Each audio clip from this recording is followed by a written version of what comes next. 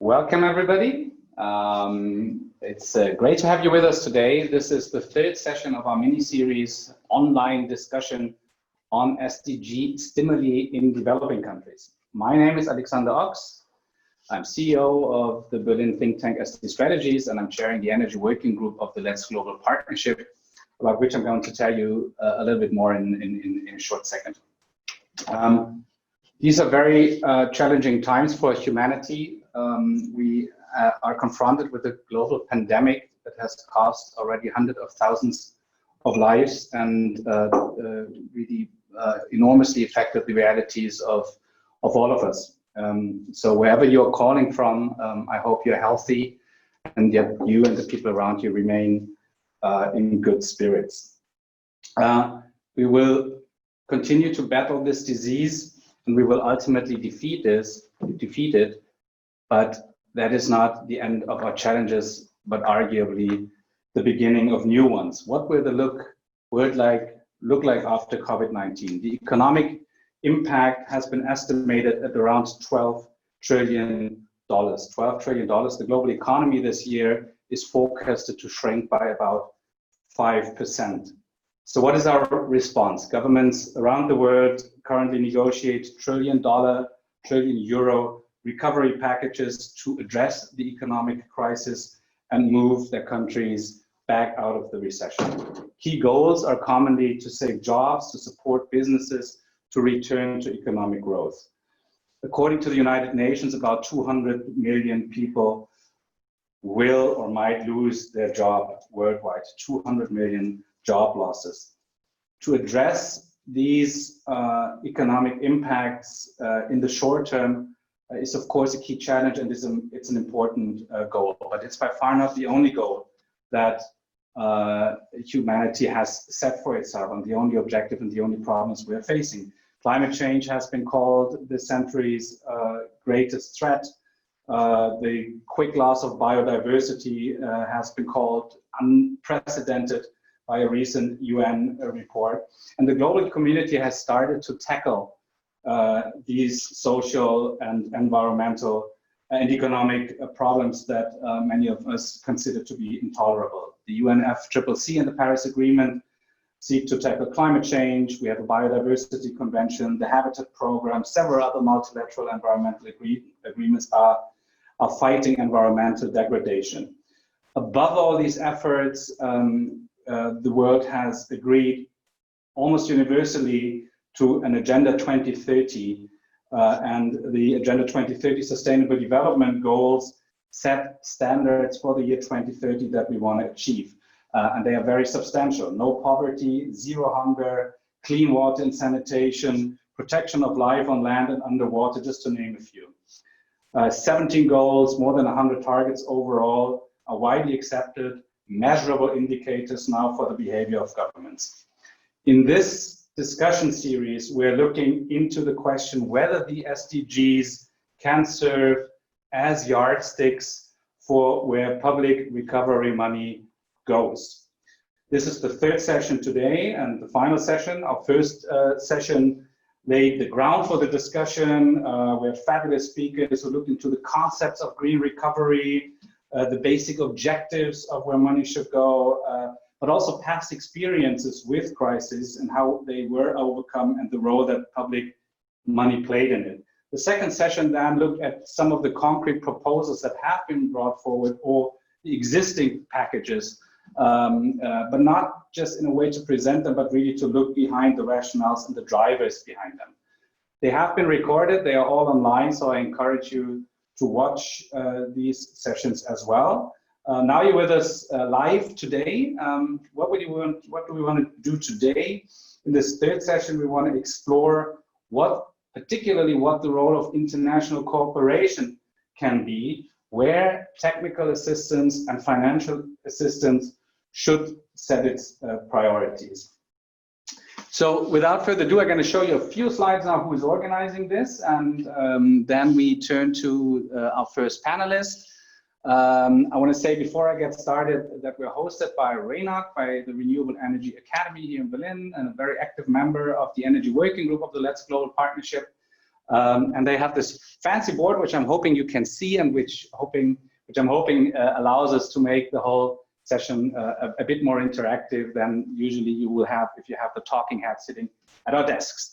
So let me show you a quick slide that some of you might have seen, a poster of the panelists today, and I'm going to introduce them individually to you just before they speak.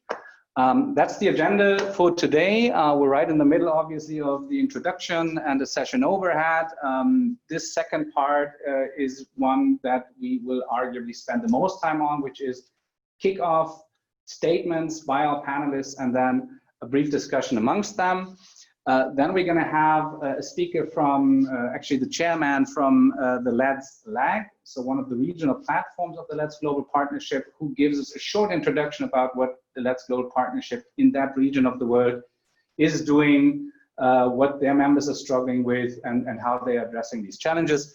And then we have a Q&A session. I'm very committed to make as much time as possible for this final part.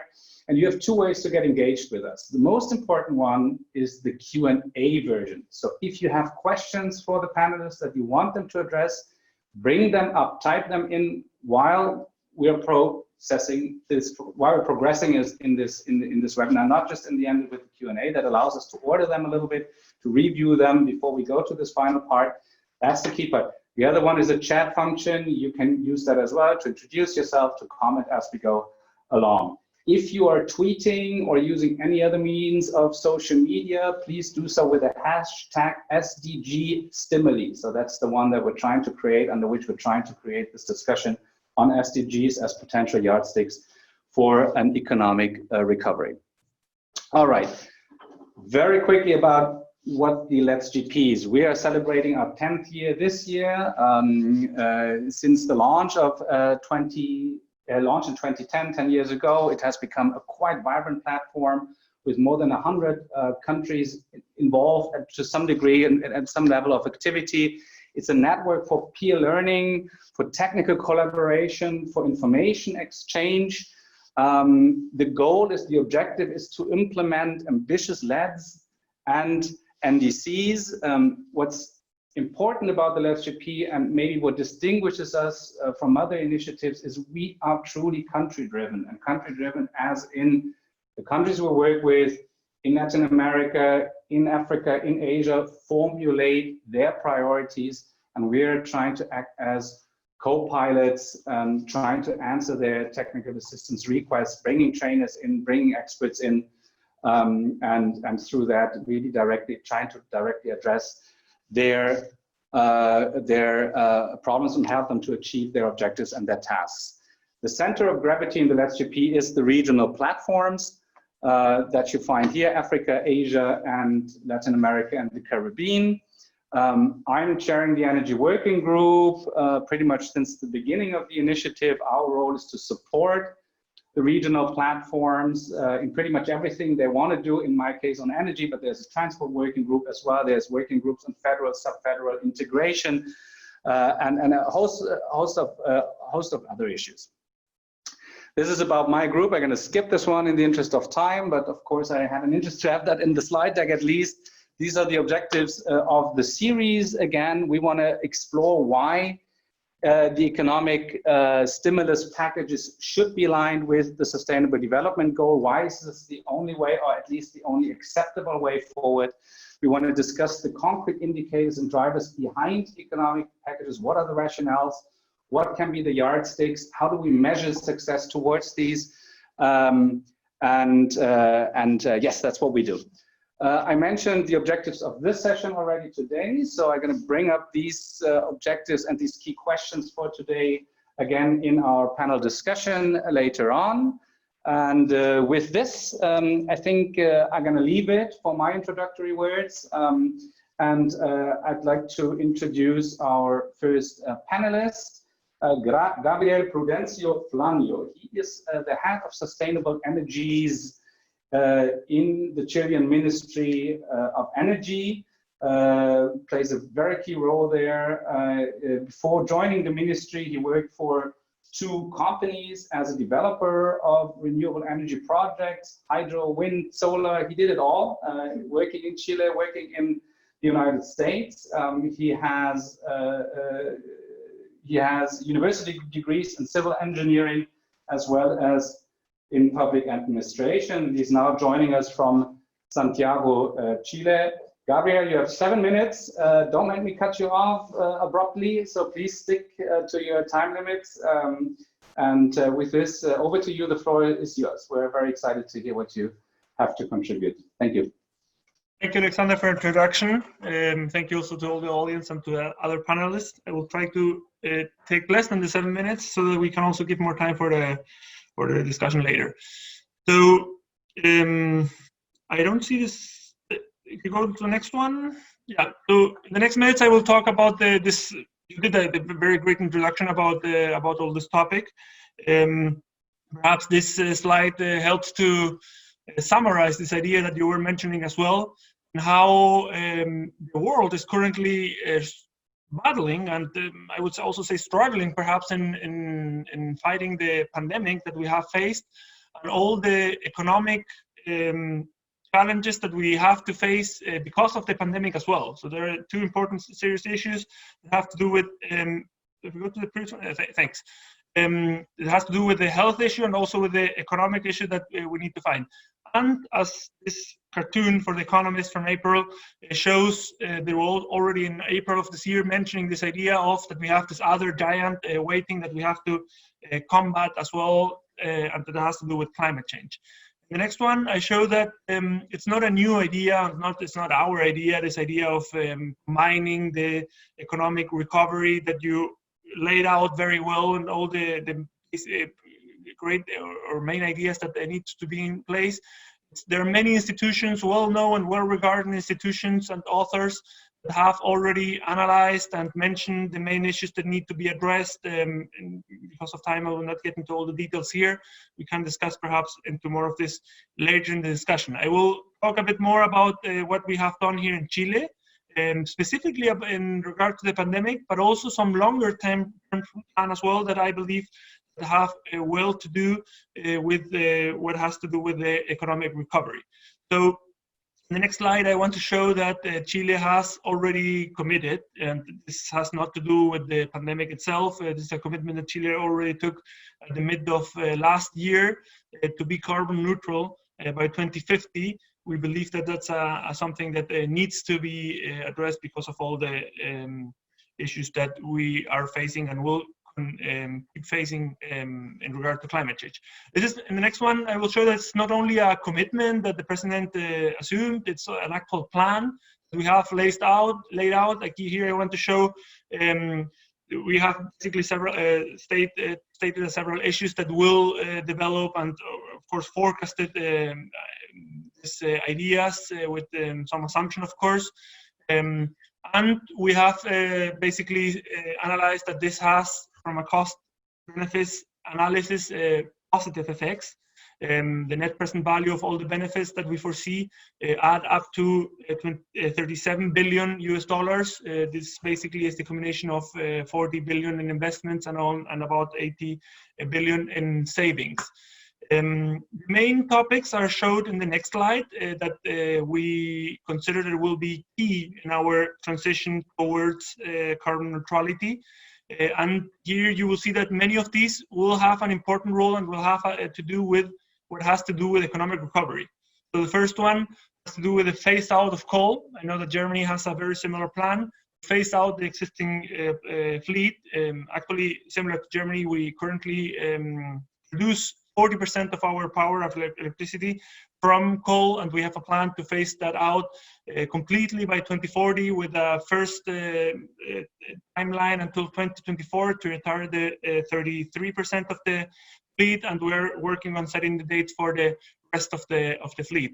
The coal fleet in Chile is is quite new, so there are important challenges, but it's a commitment, a voluntary agreement that the companies and the government already did. That, of course, will lead to introduction of a lot of renewables in Chile at different scales, small scale, larger scale as well, and that, of course, will boost a lot of investment, a lot of employment, and we have seen that actually the interest in developing this project hasn't been lower in the last couple of months and years, something that perhaps you could have expected because of the economic situation.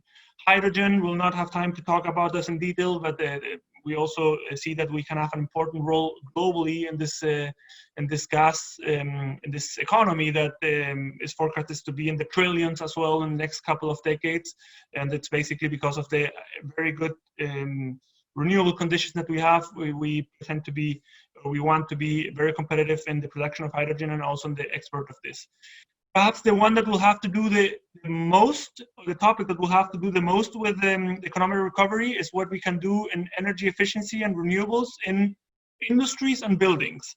Here we have a program in place that we want to make even stronger to do retrofits in housings in Chile, also to do retrofits from an energy perspective in schools. And all of that will drive a lot of jobs, a lot of local industries as well, and will put the priorities as well in the sustainability issues. Electromobility, I will skip that as well, but that will also have an important role, and forest will have a key role in all what has to do with capture of emissions as well. In the next one, I just want to, and this is my last slide, I want to mention what has been announced in Chile. And what you will see that the discussion has been still about, usually, and you will see that all over the world, you will see that there are first measures that have to do with perhaps, I don't know if the best way to say it, but what you could call stopping the bleeding of the problem that you have. So basically it's an emergency situation. You want to protect incomes, you want to protect employments in the short term, and that you will combine it in the coming months with this idea of recovering the entire economy as well. Already in March, we announced a very comprehensive plan with the measures in a wide variety of issues of incomes, of protecting also medium and small companies, and the total amount that was announced is added up to about 5% of the local GDP. In May, April, were months where we approved this law to protect employment in the short term. Basically, it helped companies to maintain the people in the short term, even if they don't need it, those people, because of all the restrictions that we have. Also, an emergency income for families is already in place. And in June, and this I think it's very important, there was a wide agreement, wide from the political and economic economists' perspective, in place where we basically agreed in the social protection plan and also the employment recovery, and I would say a broader plan about how the recovery should look like. It's not all the details are there, but basically $12 billion fiscal framework for the next 2 years, and a bunch of issues that once again have to do with small and medium-sized companies, incomes, and several other issues. And this plan also includes a package that has to do with the public spending, and this has a green focus that will have a focus on some of the issues that I mentioned before and some others as well. I will cut there so that we have time for questions later. Perfect landing, Gabriel. Thank you so much. Thanks for providing some insights of the recent fiscal stimulus package that Chile has put on, ultimately geared towards achieving carbon neutrality in 2050. This was interesting. It was interesting to hear what components you have. Thanks so much. We're going to turn back to this in the panel discussion. Let me move on to the next speaker. The next speaker is Martin Julius. Martin is head of the Division for Climate Initiatives at Germany's Federal Ministry for Economic Cooperation and Development, or as it's commonly known, the BMZ.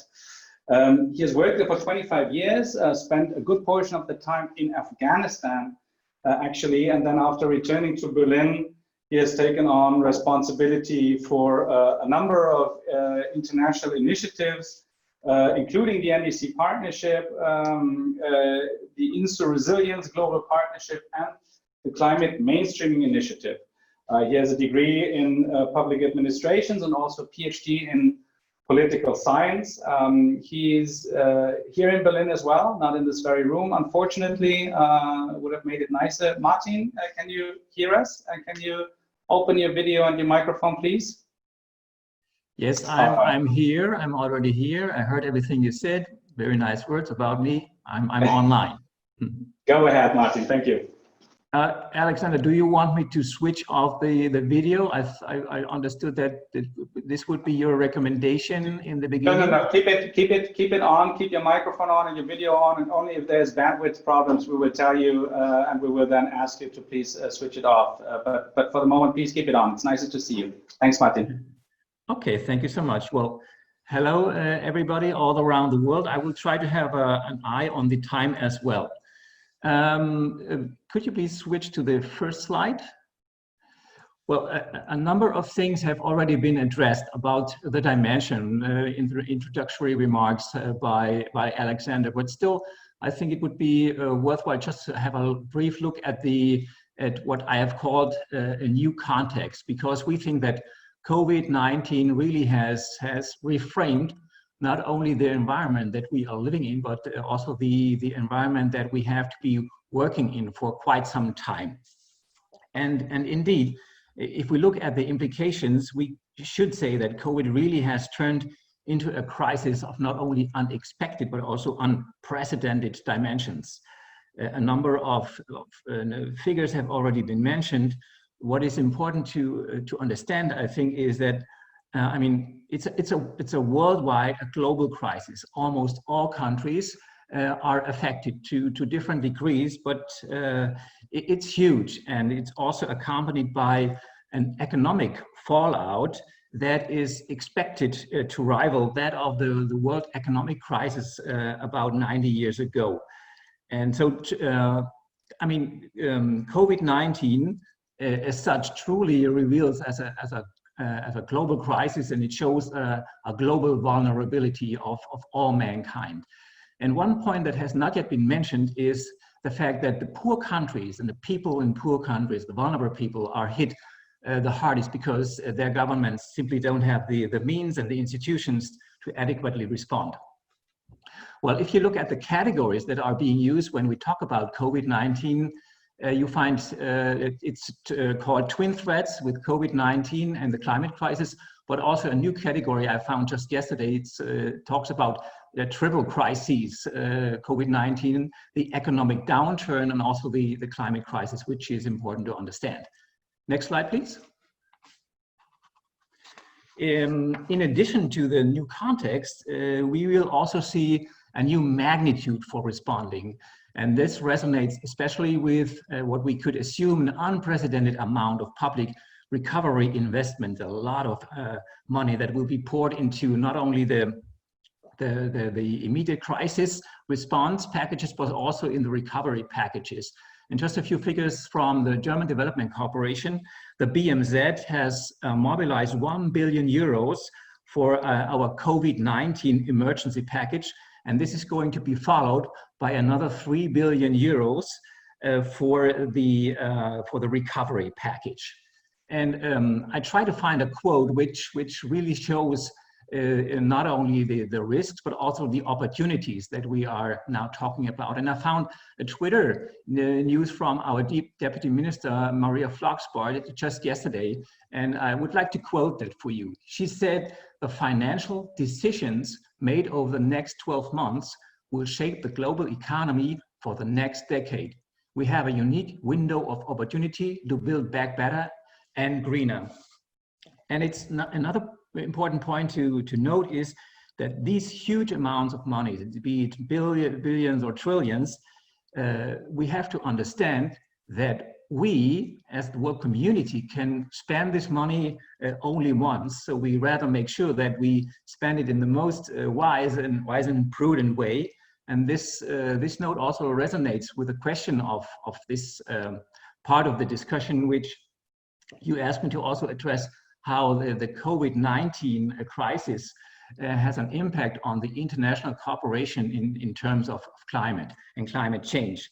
So we think, and I will come to that later on, that wise and prudent way would require us to spend the money in a climate resilient, in a Paris aligned, in a sustainable and also inclusive way. And another important point is that we should, or we are well advised to not to create a plethora of new instruments, but to use the mechanisms and the instruments that are already there. It's Paris Agreement, it's Agenda 2030, but also things like the NDCs that I'm sure that Pablo will be talking about. Next slide, please. So very briefly, we have risks and opportunities that stem from this new COVID-19 situation. Lock-in effects, you understand what I'm trying to say. We could follow the wrong way if we did invest a big chunk of this money in the wrong way, in a way, for example, in high emission economies. So if we would follow brown economy approaches, that would certainly be the wrong way. Or if we'd compromise too strongly on regular frameworks and climate targets that are well established, like the Paris Agreement or the SDGs. So let me speak about the opportunities now.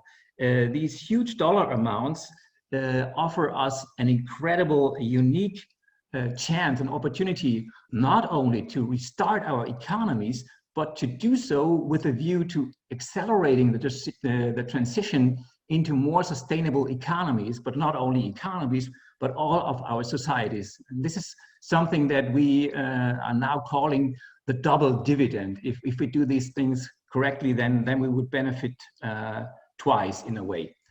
And another important point to mention is that the COVID-19 crisis might also provide us with a unique opportunity to initiate what I call here fundamental structural changes or real game-changing reforms that prior to COVID-19, we would have thought unrealistic, for example, because of a lack of political willingness. But these times might have changed now, and we should use these opportunities. Next slide, please. I have now a couple of seconds left, and if you allow me, I would like to briefly address some sectors why we could do better in that way. For example, transportation and urban development.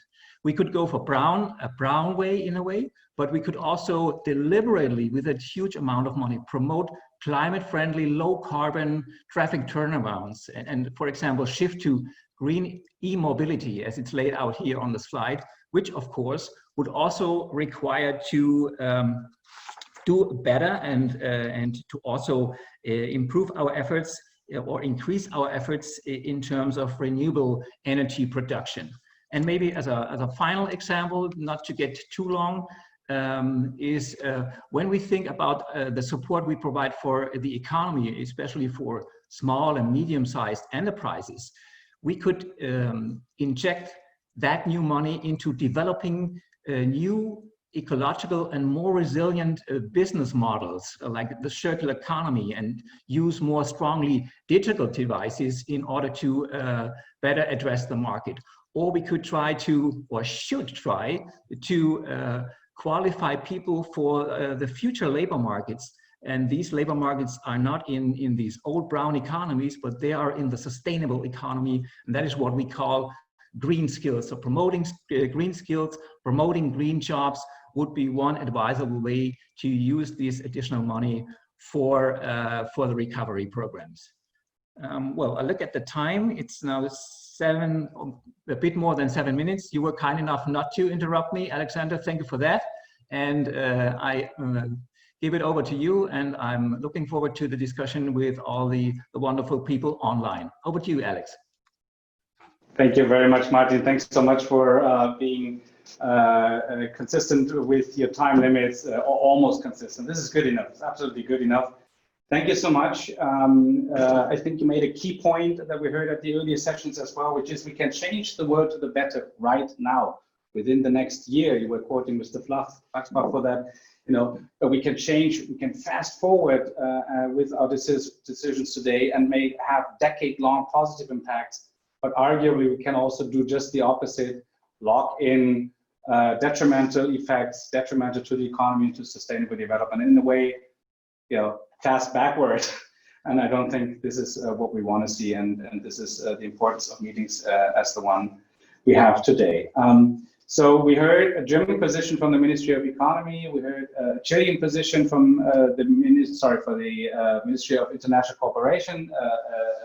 We heard from Chile, from the Ministry of Economy. Our next speaker is Austrian, but she calls in from Sweden, and I'm very grateful to her to interrupt her current vacation to speak with us.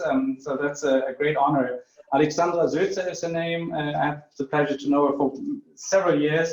She is the climate change technical advisor at the United Nations Development Program, the UNDP, in New York. So that's where she's usually based. She's an expert in climate change mitigation and particularly carbon finance that she has worked on for many years. She worked also with UNDP's corporate framework for almost a decade, and before that worked on the climate mechanisms, joint implementation and clean development mechanism for the Austrian government. She earned her PhD in environmental sciences, so she definitely knows what she's talking about. And Alexandra, I see you already. The beautiful landscape of Sweden behind you. With this, please open your microphone. I think we can hear you already. Floor is yours. Thanks, Alexandra. Yeah, I have my microphone on. So thank you, Alexandra, for the introduction, and thank you for the invitation. I'm really glad to be here, and I have already seen some familiar names. Arianna, glad that you are also connected to this webinar. I will dive in more into energy-related issues to COVID-19 recovery, but maybe I can start with a broader introduction of UNDP's climate promise. Next slide.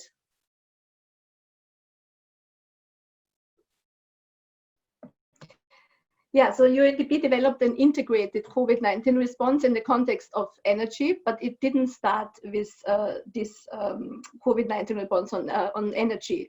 The COVID-19 energy offer builds on various initiatives and partnerships in which the COVID-19 energy offer is fully embedded in. UNDP's climate promise is currently the world's largest offer of support for the enhancement of climate pledges, and we hear from the coalition of finance ministers for climate action that enhanced NDC will have to cover also more substantive macroeconomic factors and a wider private sector participation. So we are working with countries at the moment to strategically address green recovery also in the NDC enhancement. As of today, we are supporting 111 countries, and among these countries are 27 SIDS and 36 LDCs. It is linked to and builds on several UNDP global climate change, and energy portfolios, including the CHEF and GCF portfolios. Next slide. So the COVID-19 crisis, as we all know, highlights the importance of a stable, reliable and affordable electricity supply to underpin national and global responses to the pandemic, and also to mitigate its effects on people's livelihoods and the economy in several key areas. Firstly, energy is a key enabler to improve the quality and accessibility and reliability of health services, which are the first line of response to the COVID-19 global health crisis. For example, electricity is required for lighting of health facilities, enable nighttime service provision, power medical devices, provide clean water, or enable remote health applications. Then secondly, energy services also underpin the social distancing measures to contain the spread of the virus. So the well-being of people while staying at home is really heavily related to their access to basic services, of which electricity is of course paramount. And access to energy can also have a long-lasting impact, for example, by allowing children and students to participate in online classes while schools and universities are closed. And thirdly, energy access is a foundation for digitally connected societies and enables the implementation of technology-based response measures that are proving effective to contain the spread of the virus. And last, but certainly not least, affordable clean energy sources can fuel economic recovery in the aftermath of the global pandemic through distributed renewable energy solutions, which offer a clean and affordable and rapidly deployable solution for increasing energy access for the most vulnerable population, even in the most remote locations. Maybe we can skip the next slide. Oh, no, sorry, let's go to the third slide. In the interest of time, we will skip the fourth slide. No, the third one. Okay. No, one before. One before. The third, yeah. Thank you. UNDP's COVID-19 response in the energy sector consists of 3 distinct steps. The first step is prepare. So in order to strengthen countries' first line of defense against the pandemic, UNDP supports the electrification of existing and temporary health facilities. For example, in Uganda, UNDP, in collaboration with the World Health Organization and the Ministry of Health, is supporting the electrification of health centers as part of the COVID-19 response. The goal of this initiative is to improve access to energy services for 30 health facilities across the country in the most vulnerable communities of Uganda. And this will target health centers which have the highest demand for energy services and serve as a regional referral center and coordinate communication between smaller facilities and hospitals in larger cities. So they are of critical importance and interlinked between the different locations. The second step is respond. So here, in order to help countries slow the spread of the virus and provide social protection for vulnerable population, UNDP will support multi-sectoral efforts to ensure continuity of power supply and continuity of access to power for vulnerable populations. The third step targets then the recovery itself.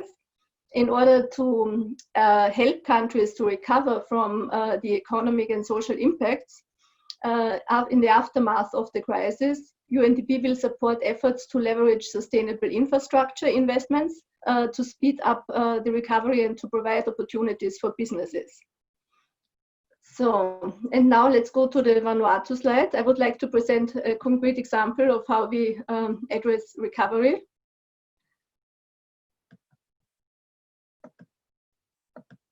Yeah, it's already the last slide. So Vanuatu is one of the few countries in the world that have been spared by the COVID-19 pandemic so far, with 0 cases recorded. However, the fall in global travel is expected to hit the island really, the island nation really hard, where travel and tourism are estimated to have contributed 45% of the GDP in 2018. So now, amid the global economic crisis triggered by COVID-19, UNDP supports Vanuatu to power a green recovery by creating new jobs and supporting livelihoods while reducing the country's dependence on expensive and polluting fossil fuels. In Vanuatu, we are currently pioneering an energy access pilot project on the small island of Lelepa, implemented by the Ministry of Climate Change and Disaster, and with funding from the government of Germany. The project consists of setting up a flexi-grid to provide clean, affordable and reliable electricity to the island's households and showcase the viability of an innovative business model, which can be replicated across the country. Yeah, and this is what we are planning to do after the pilot is completed. The distinguishing feature of this flexi-grid is that individual solar-powered battery systems, so-called power cubes, are connected together and thus and work as a swarm technology that can increase and expand when energy demand increases. And building on this pilot, the government is now really planning to start a comprehensive energy transition program, which will electrify most inhabited islands in Vanuatu. Yeah, thank you. That's it from my side for now.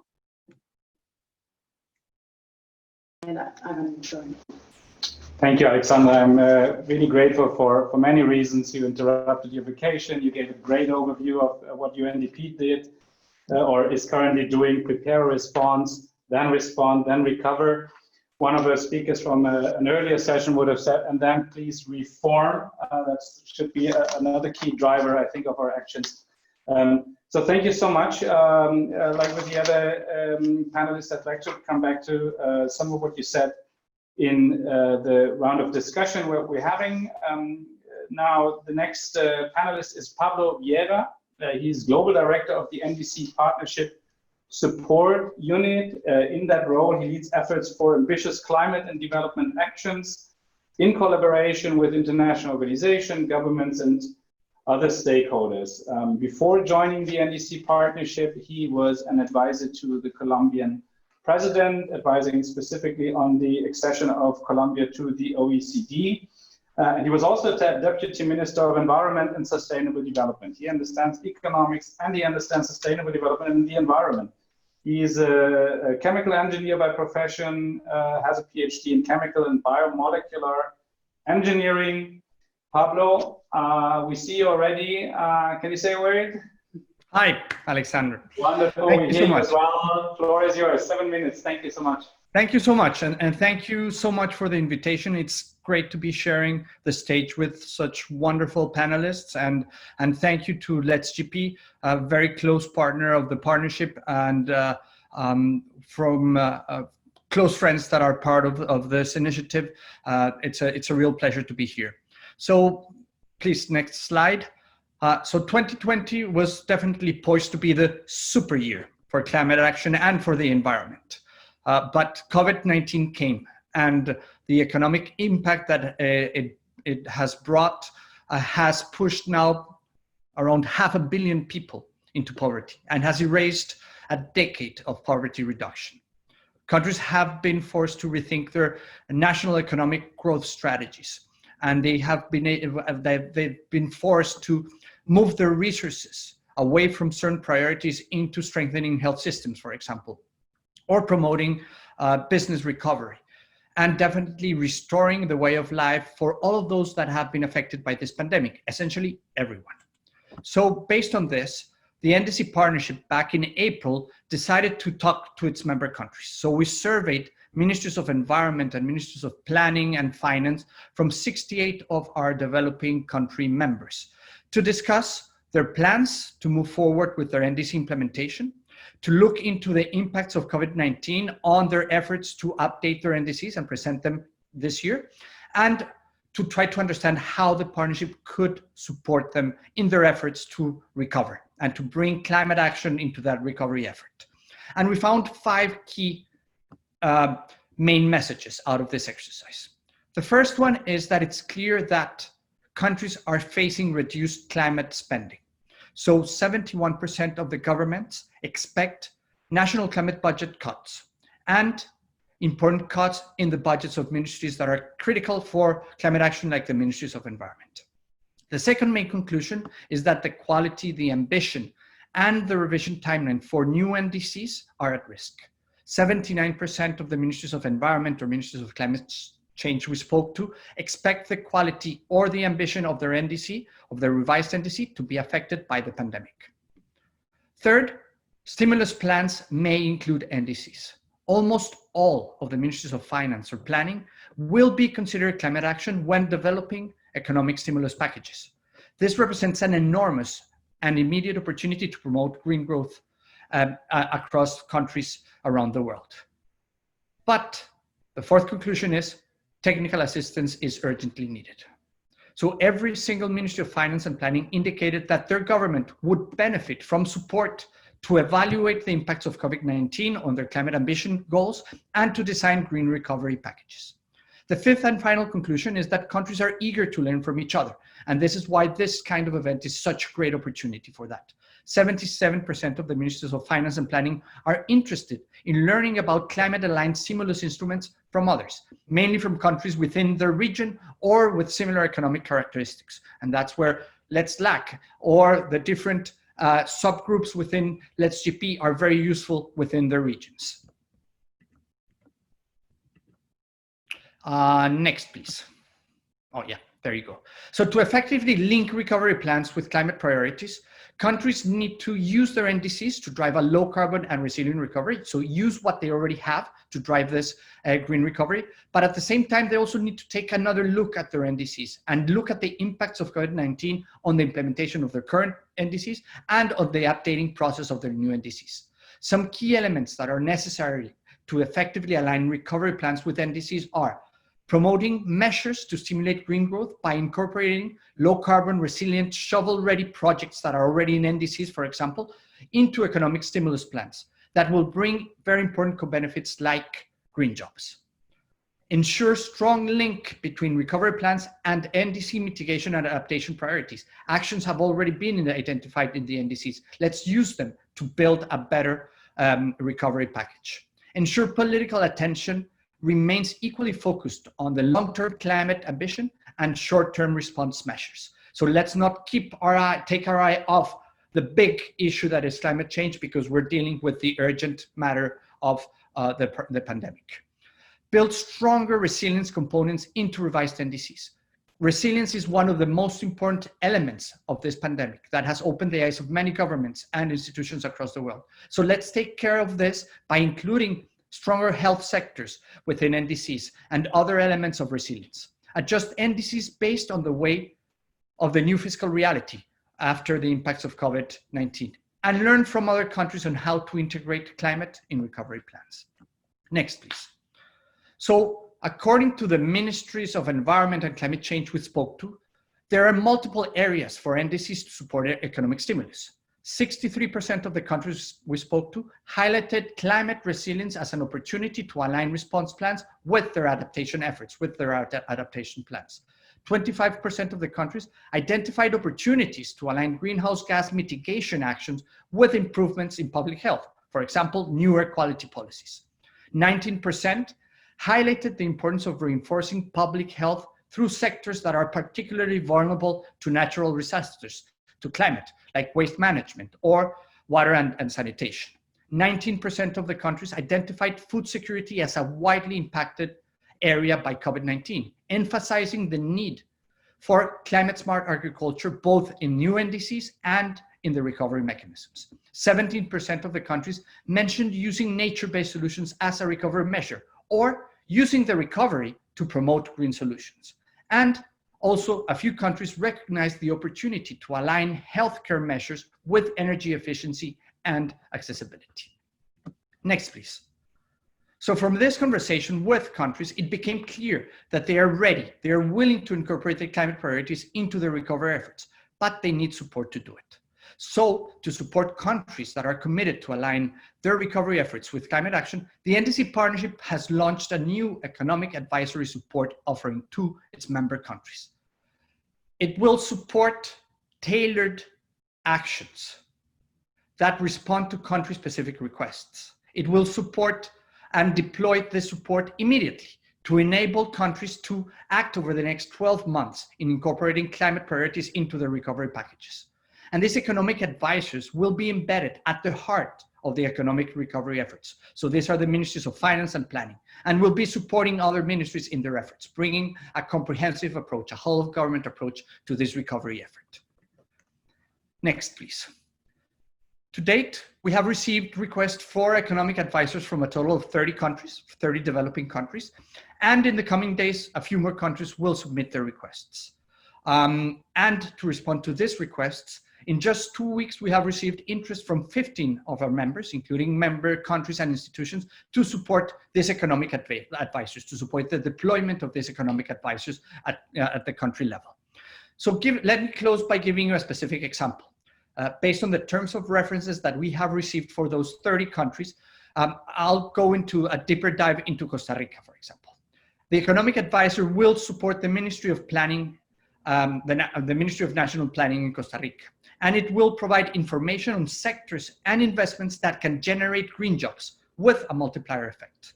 It will look for new sources of non-deficit resources to respond to the pandemic in a consistent way with its decarbonization plan, its NDC, and its national adaptation plan. And it will devise mechanisms for attracting new investments that promote green growth that are aligned with its decarbonization plan.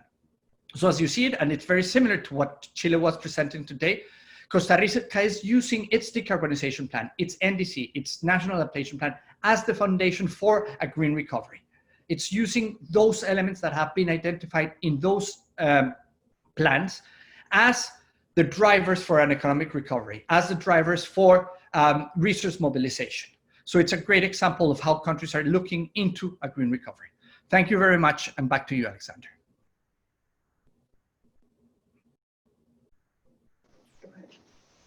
Thank you, Pablo. This was great. It was really wonderful. Thank you also for mentioning the critical role that LAGP can play in advising governments, supporting countries in the longer term transitions towards carbon neutrality and the Sustainable Development Goal. If I can ask all panelists now to please open their videos, but keep their microphones shut.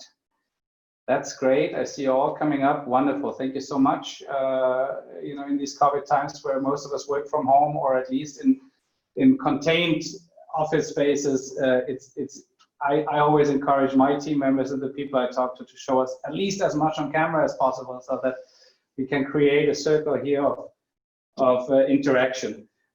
If I can remain with you, Pablo, for a moment. You mentioned the NDCs as a potential yardstick for both giving direction to the immediate green recovery and sort of bridging that with then the longer term objectives and most importantly the sustainable development goals. And then in your daily work, you work mostly with environmental ministries, and you're trying to advise them and you're trying to guide them and help them achieve their objectives. But of course, environmental ministries are usually not the only ministries present at the cabinet table.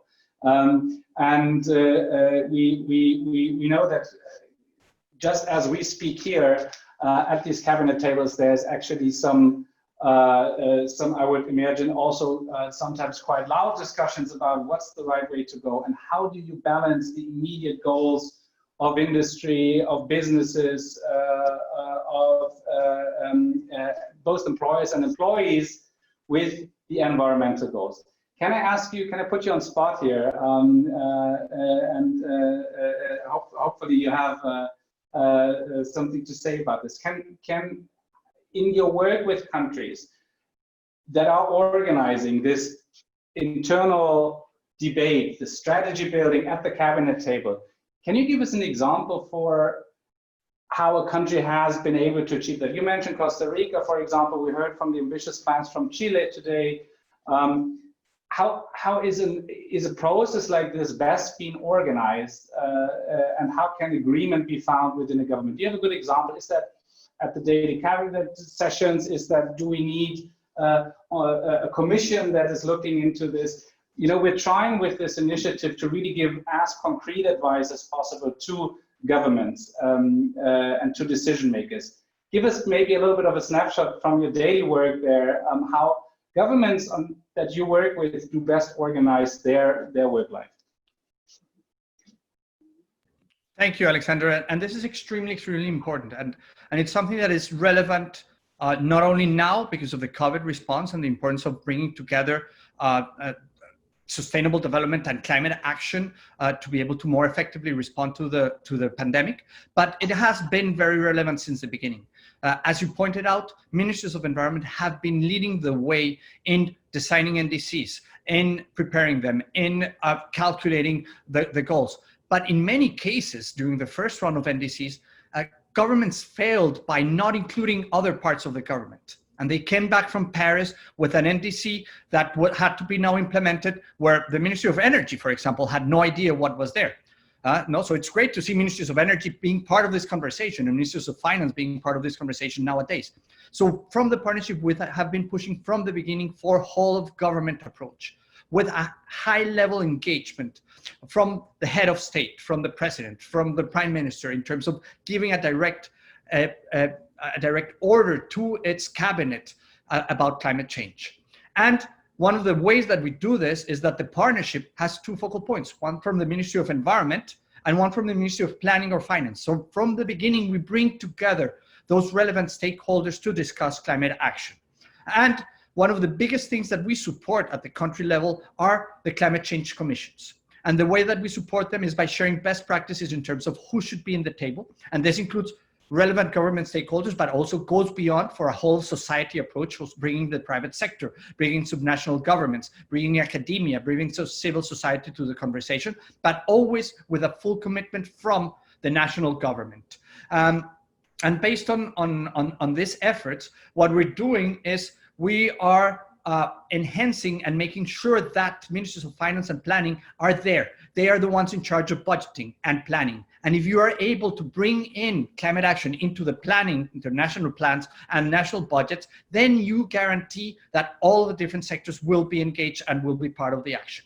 And of course, the example of the economic advisors goes into that. The support is now going not to ministries of environment, they're going to ministries of finance and planning so that they can bring that environmental climate expertise into those ministries to support a greener recovery.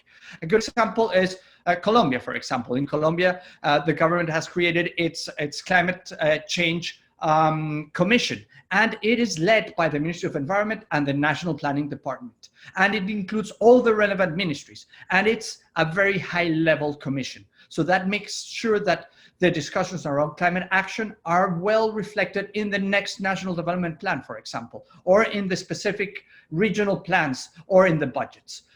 So that's the way that we're supporting countries. And we're seeing that more and more, once ministries of finance come on board, ministries of planning are engaged in this, they take the lead. They take over because they not only see the costs around it, but they see the huge benefits in terms of bringing their social and economic priorities into the efforts to fight climate change. They see the win-win opportunity there. Thank you. Thank you very much. This is a perfect answer. So climate mainstreaming, of course, being the key issue here. I know that Chile has really intensively worked on mainstreaming climate goals into the objectives of the line ministries and bringing them really under the umbrella of the SDGs and the NDCs as well. Martin obviously has a lot to say about that too, because he runs an initiative on climate mainstreaming. But maybe we can go in the reverse order here, and I can ask you, Alexander, to share a similar perspective, just as Pablo did, for how the UNDP does it in very concrete terms. You know, you mentioned concrete examples of projects. You've worked on the climate side as well as on the energy side. As you are working, as you're organizing your cooperation, your technical assistance with individual countries, what's your entry point? How do you come in there? How do you organize this in concrete terms? And maybe, you know, if you could mention a few, what's commonly referred to best-in-class project, best practices in that regard. Okay, thank you, Alexander. So yeah, our entry point is actually not so different to what Pablo mentioned with the NDCs. So NDCs are very important an important instrument to transform countries and bring them on a low carbon development pathway. And while I already described a concrete example for energy, I would like to also mention that I would actually like to quote a recent statement from the World Economy Forum, which is the best way to build resilience against future pandemics and the impact of climate change is to move to a circular economy. Doing so could address 45% of global greenhouse gas emissions and provide a $4.5 trillion economic opportunity. So we are very much aware of this interesting opportunity of circular economy. And we are now partnering with UNEP on circular economy to build it into NDCs much more strategically at policy level, at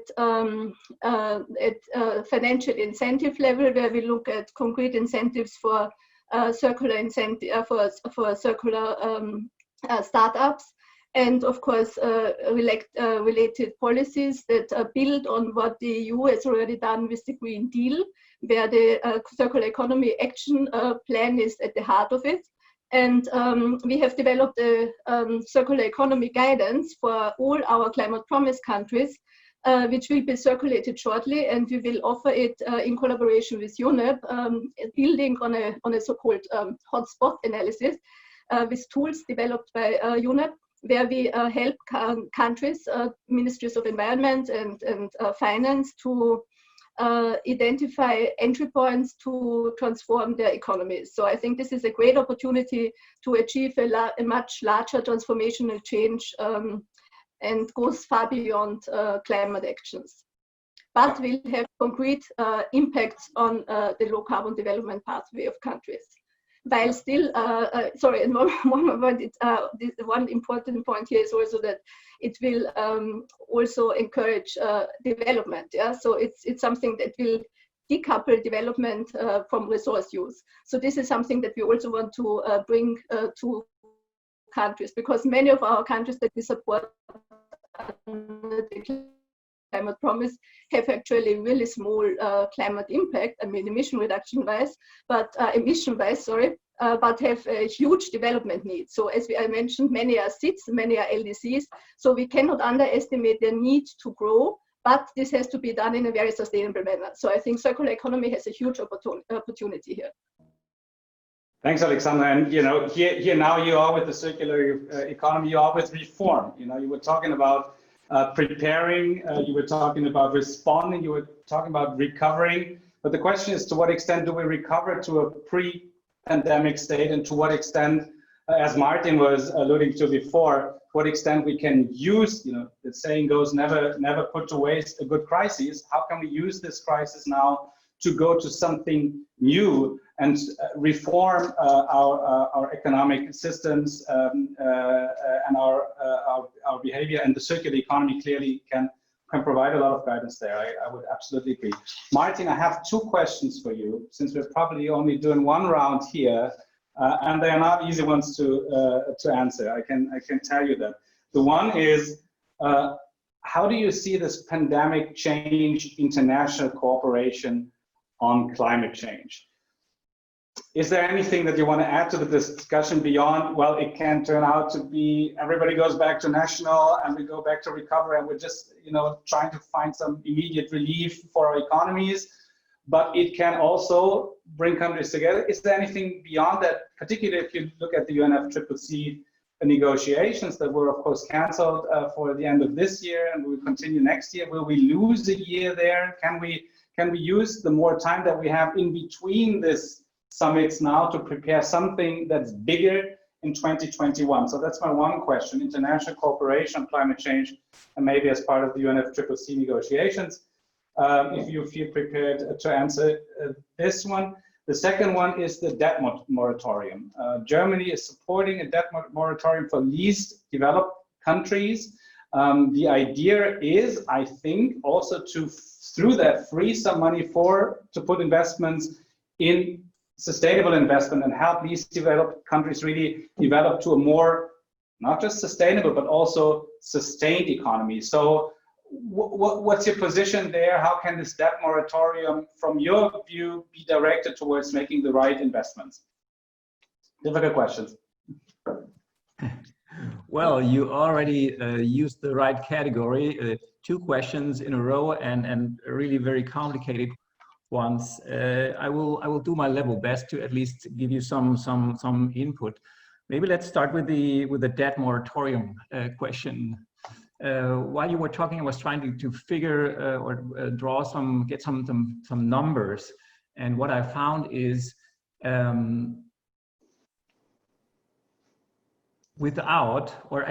the total stock taking is, at the moment, the developing and emerging countries, they have an outstanding debt of altogether $11 trillion US. So that's a huge amount of money. It's almost hard to imagine. And without a debt moratorium, about 30 billion US dollars would have come in addition to that in interest rates. So that just gives them an understanding of the magnitude that we do need to do something here in order to make sure that the situation, which is already very complicated and pressing for our partner countries, that they get some relief. And we from Development Cooperation, I mean, we think that this, the discussion at least about an additional debt relief is based on a very good footing, because we have some experience with the debt for nature swaps. So we have some experience. The important point is that it should not come, and the debate should not revolve around just providing a debt moratorium or a debt relief unconditionally. It should follow the same path that we have just been discussing, to provide or discuss about it, but to instrumentalize it in a way, in a positive sense.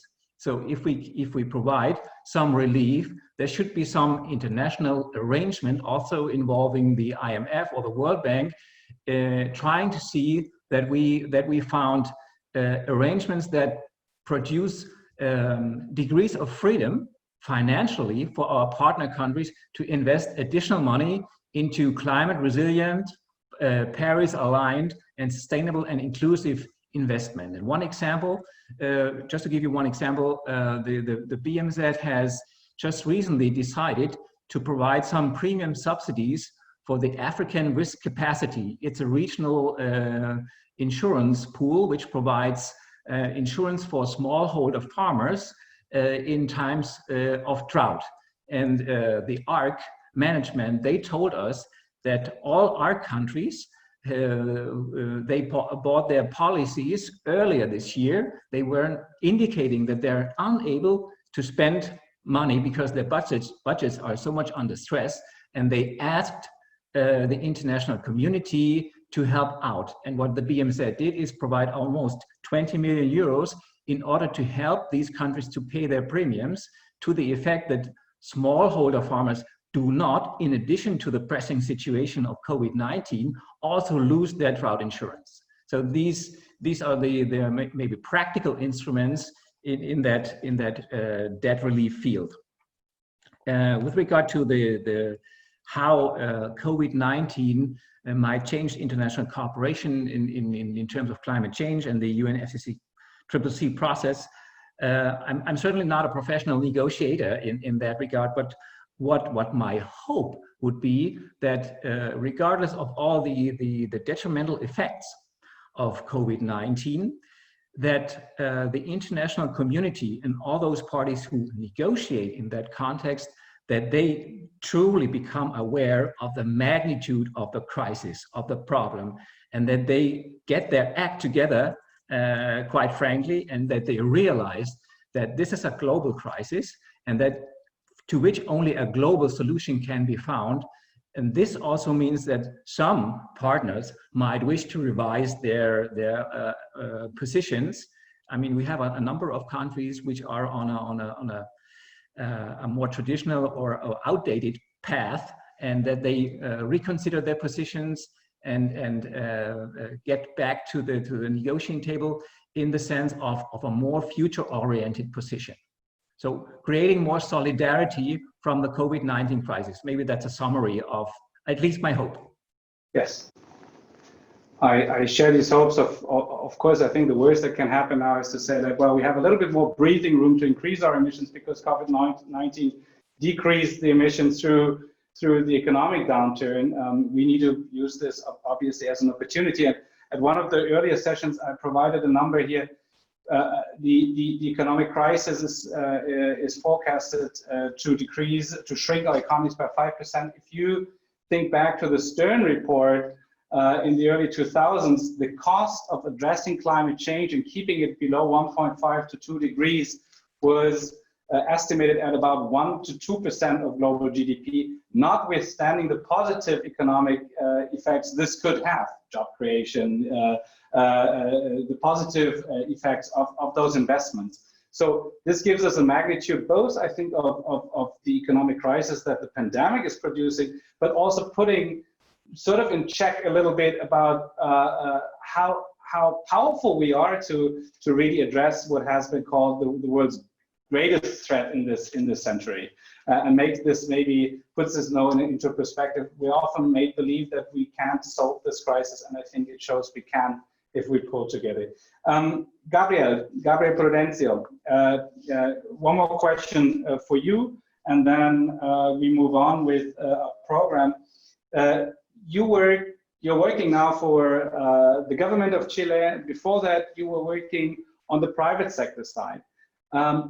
With the economic packages you're putting together now, how do you help? How do you bring in the private sector? How both in terms of organization of the process, stakeholder dialogues, and so on, but also in terms of addressing the particular barriers and risks that the private investors still see, say in the renewable energy market. Are some of your actions, your investments, particularly targeting the private sector, try to bring down these barriers and risks for investments? Do you do this then through policies most importantly, or just through providing cash? There's always the differentiation between finance instruments and policy instruments. Give us a little bit more of an insight there. And as part of it, making it complicated again here, but as part of this, obviously there's a competition between policies, the competition between investments, and there's only a limited amount of money that, in your case, the Chilean government has available. What's the yardstick there for deciding what you put where, and what you put, what is a priority and what you put rather on the back burner? Yeah, thank you, Alexander, for your question. And I think it's so the short answer would be yes. We're also considering what the private sector can do.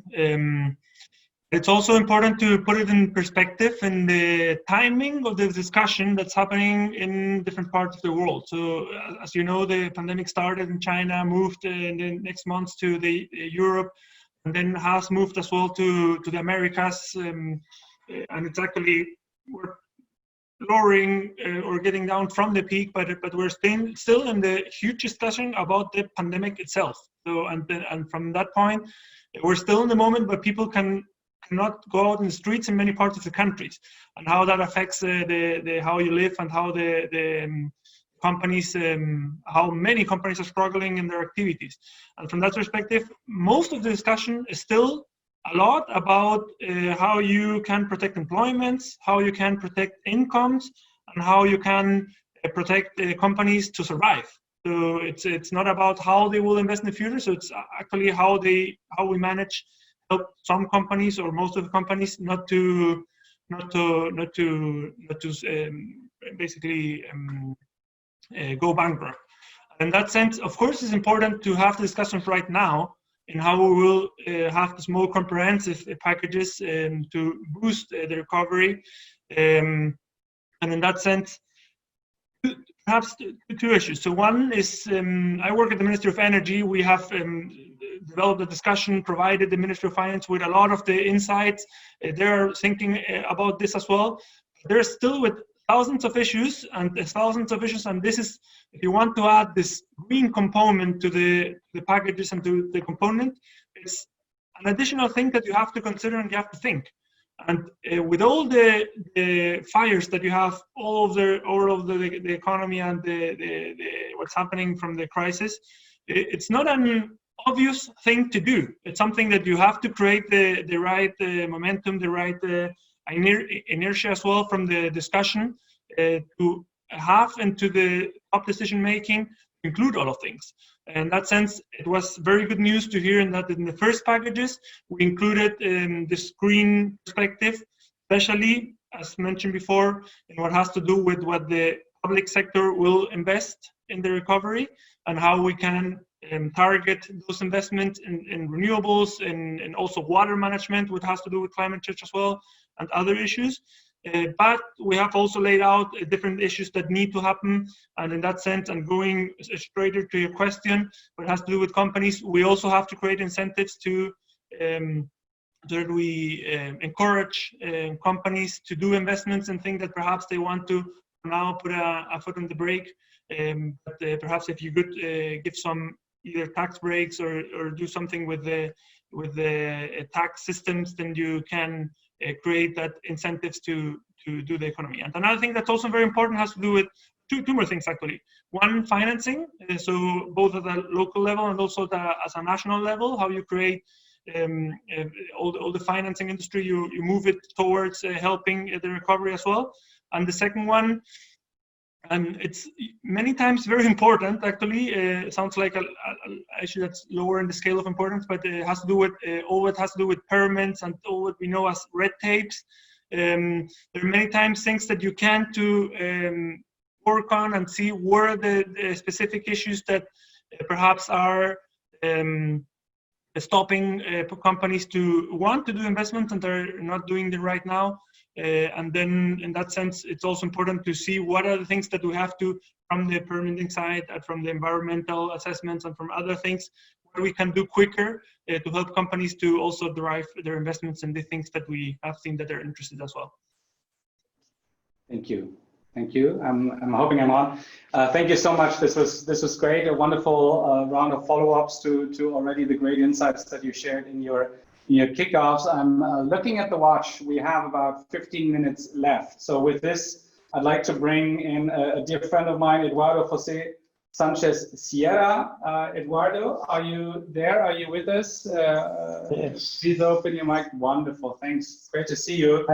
We are partnering on each of these sessions with one of the regional platforms.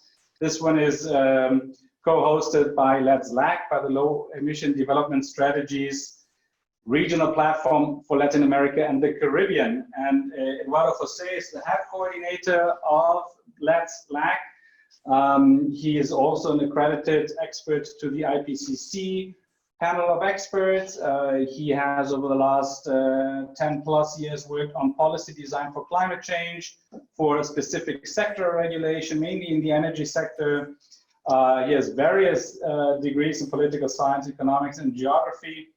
And he joins us, if I'm not mistaken, from Bogota in Colombia. Eduardo Jose, if you could spend a few minutes on explaining what Let's LAC is doing on this specific issue, and then please leave us some 10 minutes for discussion with our global participants and global audience. Over to you, Eduardo Jose. Thank you, Alex. Thank you, everyone. So I'll try to be as brief as possible. So the next one, please. So all of the panelists have talked about the importance of understanding the implication of this COVID issue on our economies. Thinking that at the end is the economy the most important, or one of the most important issues that we should look at. As you can see, in Latin America, the contraction will be at least 7.2%. So is way above many of the other regions of the world. So that's an important issue that should be addressed. So next one. So basically, from the Let's LAC point of view, the next one, please. Our role is basically to open spaces, aiming to discuss the implication of the current COVID situation in our countries. So having this in mind, we have been developing several discussions on these issues. So I brought to this presentation basically 3 examples. One coming from the private sector community practice, then the transport working group, and the other one belongs to another initiative called LAC that I will show you later. So next one, please. So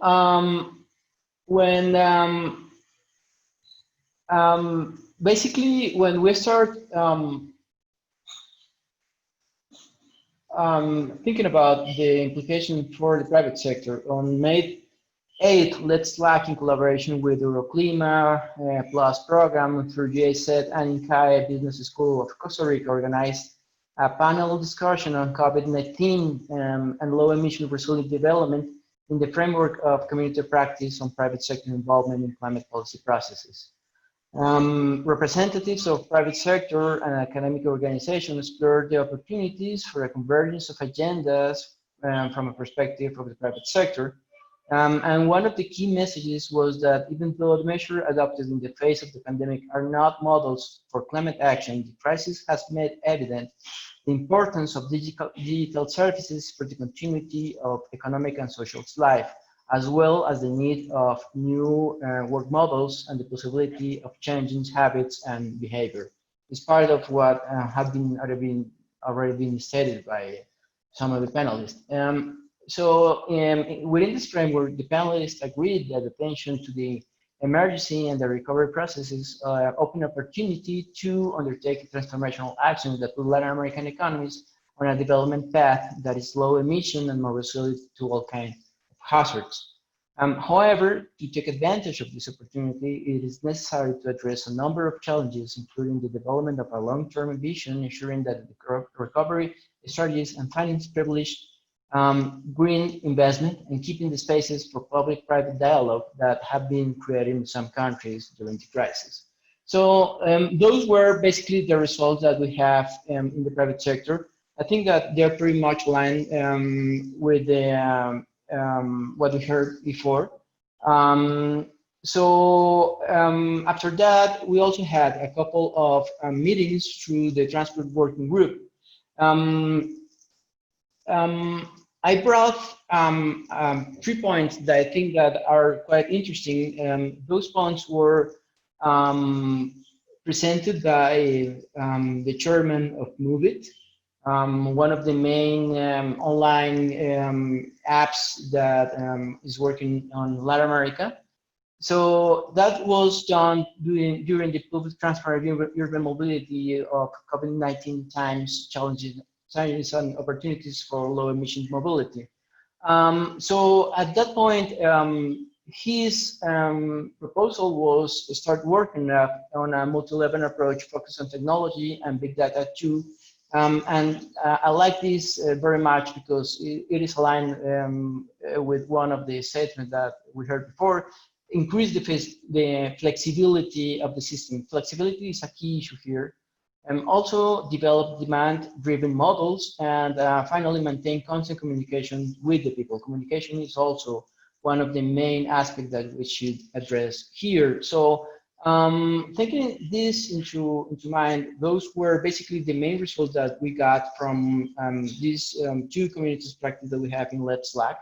But also, it's also worth understanding that although the situation is new, what we're doing is not necessarily new. It's just a matter of using what we've been doing before to improve and trying to get out as fast as possible from this current situation. So during this time, we've been working on an initiative called RELAC, but I would like to bring this sentence from the World Bank that basically is stating that in order to understand all these issues, we need to improve the fundamental drivers of economic growth. So RELAC is pointing to this fact. Next, please. RELAC is called Renewable Energy for Latin American Countries. It was basically presented during the Climate Summit, and it was launched officially during COP25, as you'll see later. The objective of RELAC is to achieve at least 70% renewable energy penetration in installed capacity for electricity production in Latin America and the Caribbean by 2030. And the implications of that is basically reaching 312 gigawatts of installed capacity in the region, of which 17.8 will be provided by non-conventional renewable energy. Next one. In this endeavor, as I told you, it was presented during the Climate Summit of New York and launched in the COP25. And basically, what is aiming is to increase the climate ambition by harmonizing economic growth and reducing greenhouse emissions in the energy sector. The RELAC initiative has been joined by the countries that you see in the slide. I must say that right now is getting huge momentum. We are working with the colleagues from Colombia, Chile, and Costa Rica, along with Olade, Irene, and Inter-American Development Bank on developing the proposal. Basically, right now, as probably Gabriel knows, we're working with Mr. Juvet in this issue. He has 2 advisors working with us, Javiera and Adelaida, in this process. Right now, what we are aiming is to develop all the structure necessary to help in the development of RELAC. So, thinking Alexander advice and trying to be as short as possible, that will be all. Thank you very much. Go ahead. Thank you, Eduardo Jose. That was great. You mentioned 2, I think, very, very interesting communities of practice. I'm a bit disappointed that you didn't mention the one that I'm co-leading with my dear friend Ana Maria Majano, which is on bioenergy and where we're addressing also green recovery issues now. But that's more a joke. Fabulous job. If I can stay with you for just a moment, because we have 2 questions that came in, and I might encourage our participants to put more forward. I'm not sure we can address them live here, but we will turn back to them and try to address them after the session. If I can stay with you for a moment, Eduardo Jose, and ask you this first question that came up from our audience, which is that country-specific responses, country-specific recovery and reform is important, but countries can't go it alone. We talked a lot about international cooperation through international organizations today, but Let's LAC as a regional organization. What specific advantages and benefits does cooperation through regional platforms bring with them? What is the big difference you think regional cooperation can make? Well, yeah, basically, as I said before, we're a platform that basically get points together and different actors together to talk about similar issues. So our main goal, and I think that our main advantage in this discussion, is that we have a very well established network of practitioners for climate change, and our webinars are very well attended. So the short question will be that we are providing spaces for discussion to find common solutions in the region. Thank you very much. We need to come to an end, and I really want to thank all 5 panelists for their contribution. Not just you have contributed a lot during the sessions today, but the organizations that you represented have been great partners of the Let's Global Partnership over the last 10 years. We organized conferences together with UNDP and with the NDC partnership. The BMZ and the German government, of course, makes this all possible through their SPA project and through supporting the Let's GP and hosting or supporting GIZ to host the Global Secretariat. Chile has been a very fervent and outspoken supporter and participant in many Let's GP events. So I want to thank you very, very much for the work that you do every day, well beyond this initiative, in trying to make this a more sustainable world, to use this momentum that we have now. Arguably, we're living maybe through the most political times of our generation, and I hope we can all pull in the right direction and make the right decisions in the months ahead that will have impacts for decades to come, as we have learned today. I want to thank you very, very much. This is the 3rd of 3 sessions of this mini-series. I am already quite positive, because we had very positive responses on this, that we will continue in the more specific areas of bioenergy, of mini grids in Africa, on large scale energy integration, continue to discuss how these topics will unfold against this pandemic and the recovery efforts and the reform efforts that are coming afterwards. So with this, please don't go yet, dear audience, because we have a poll. I want to hear from you what we have done well and what we can do better. I want to thank Renat one more time for hosting us, the SGP for supporting this. Thank you so much. This will be recorded. If you like what you heard, if you think others should hear it and see it, please point them to the recording. Thank you so much. Thank you.